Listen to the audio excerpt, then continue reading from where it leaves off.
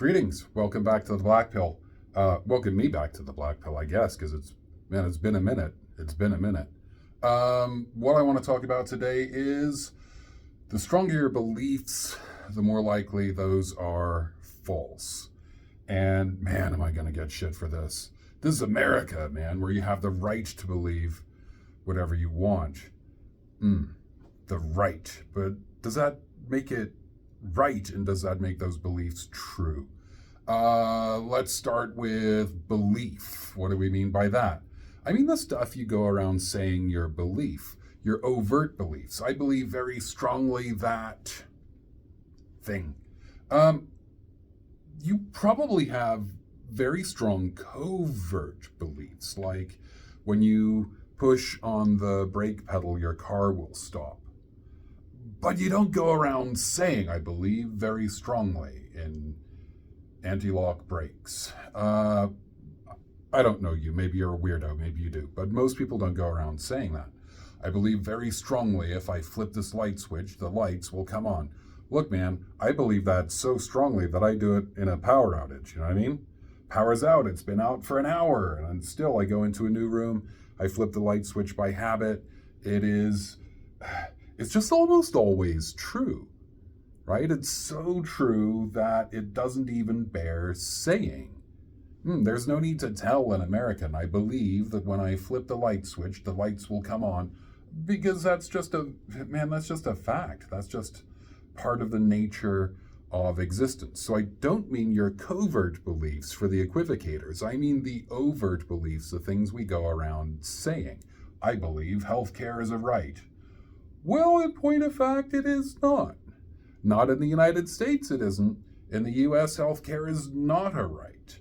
Not in any meaningful sense of the word, and that proposition is highly debatable. What do you mean by a right? A legal right, a civil right, a moral right? Oh, a moral right. Where does that come from? And now, man, now we're in real trouble if we're proposing the existence of rights that exist, independently of human discourse. We're in serious trouble there, very dodgy epistemic ground. To be clear, I wish for a world in which healthcare is the fundamental legal right of every world citizen. We just don't live in that world. And people would say, I believe healthcare is a right, exactly because there's so much evidence to the contrary. Next thing, cognitive dissonance.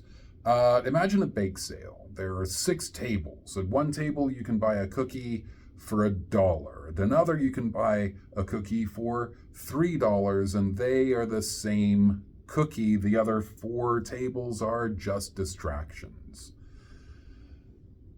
When people buy the baked goods, we ask them to rate those baked goods. And we throw out all the ratings except for the cookie.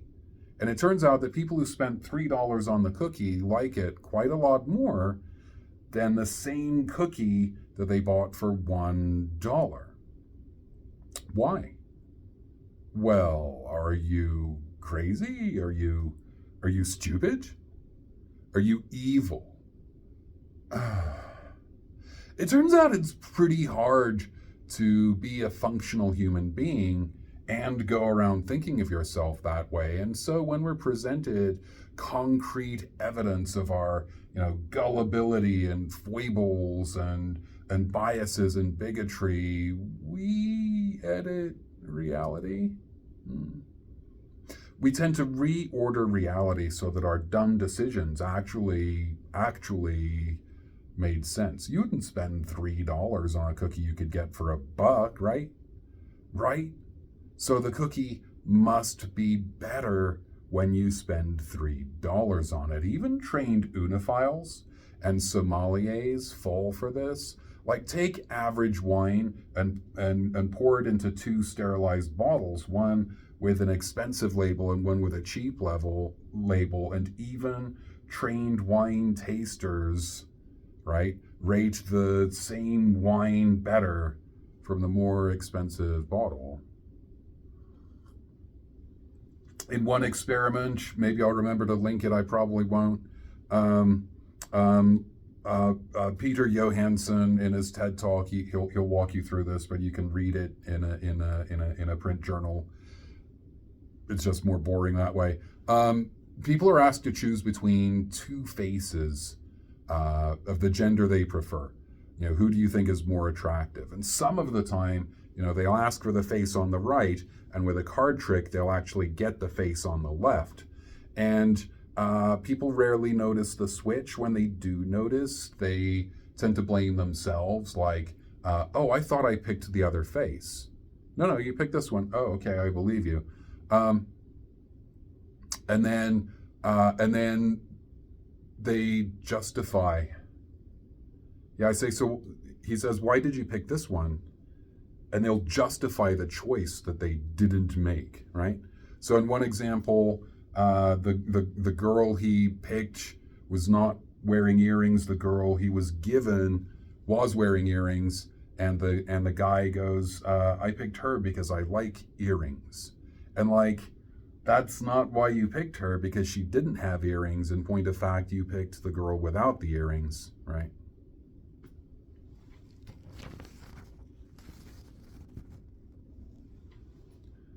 And it gets worse, like this is in our, it's not trivial, it's in our political decisions. When Romney was running for the Republican nomination for president, middle of Obama's term, is that right? We asked evangelical Christians, surveyors asked evangelical Christians, are Mormons Christians? And I don't care what you think about that. That question is of less than no interest to me. But evangelical Christians said, no, they are not. And then we asked them, could you vote for a candidate for president who is not a Christian? And I guess Republicans don't read the Constitution. Article 1, no religious test for office. Because they said, no way, no how could I ever vote for someone to be president who is not a Christian. But then Romney won the nomination. And so what do you think happened? Do you think they demanded a recount? Do you think they voted Democrat? Do you think they stayed home? No. You go back and survey those guys again, and there's a substantial movement towards people saying, yes, Mormons are Christians, and yes, I could vote for someone for president who was not a Christian. Because they were going to do it anyway, right? Anyone but a Democrat, a Russian before a Democrat. You can see people with the t-shirts at the Trump conventions, right? Yeah. Okay, so item 3, inoculation. We used to think that you could inoculate people against doubt by presenting them with weak arguments against their false positions. So this is like homeschool Christians doing apologetics with their children, and they're saying, you know, Christians are going to say that Darwin is God and he isn't God, and so that's a really weak, stupid argument. And, you know, whatever Christians are telling their children, weak, stupid arguments that they don't really understand the real argument.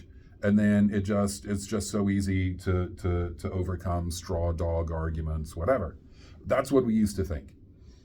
Easily defeated arguments would just leave the proponents more certain that their false position is true. But now what we know is that even very strong arguments just push people further into their belief corners. Like, certain kinds of belief are more susceptible to this version of cognitive dissonance if it affects one's ideology or in-group membership or identity, sense of identity, right? Not I believe in God, but I am a Christian, yeah?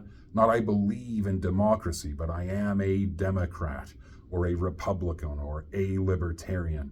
Those are about more than belief and more than facts. Those are about who you are and what in-group you belong to. And so one way to spot this is someone saying, because I'm a Christian, I believe the world was created in 6 days.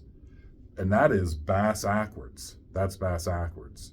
If there were evidence for the world being created in 6 days, then it would make sense to say, because all of this scientific evidence that the world was created in 6 days, which it wasn't.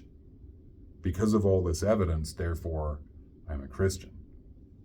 This way makes no sense. Because I'm a Democrat, I believe healthcare is a right. Because I'm a Republican, I believe Mexicans are not sending their best and their brightest, whatever is the position now.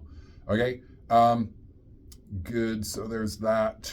So cults exploit this, so do fundamentalist religious movements, and so do political movements.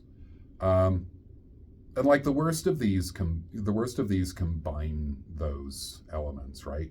Like right-wing talk radio and weblogs and podcasts and stuff, where they're saying the government is going after Trump so they can't go after you, and Trump is between you and the federal government, and therefore Trump is a martyr for you, right? And then we're interviewing people on the floor of the Republican thing in Iowa, the primary vote in Iowa, and this young couple, the wife says, but Trump, he's like Jesus, right?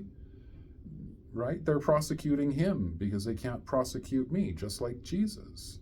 And you put religion and politics together, and it gets it's really dangerous. It gets really dangerous. And just another more casual evidence point. I used to assign students to two sides of a debate at random. What was it? It was whether parents or peer groups matter more in the decisions that whether children will smoke or become juvenile delinquents or whatever sort of thing it is in the material. And I would poll them before and after, not informally, but they would gravitate towards the positions they were randomly assigned to defend. So I stopped doing that assignment. I stopped giving people a debate thing to do, because the more you participate in a debate, the more you believe your side of the debate. Here's how it works. When someone challenges your belief, you probably defend it. Again, are you crazy? Stupid? Are you evil? If not, if you're not crazy, stupid, or evil, why would you defend a false belief? Therefore, the belief must be true. And the harder you work to defend the belief, the more your assumptions about yourself and your values are challenged. Thus, the more you believe it. The harder you work to defend a belief, the more the belief must be worth defending. And the more you believe it. This goes to an extreme for maybe, 30% or so of the population. Just a casual observation about Trump and Trump voters, I guess. People who believe fervently in obviously false statements, obvious objective falsehoods. The world is flat. Coronavirus is a hoax. Trump is a good man. The January 6th riot and insurrection was just tourism gone wrong, followed by political witch hunts and persecutions. Because these things are so obviously false, it takes a lot of work to maintain the beliefs.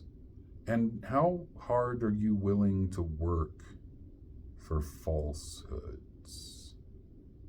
So, the things you say the most fervently are the most likely to be false. Because if they were true, you wouldn't need to believe them. They would just be facts. Okay, bye.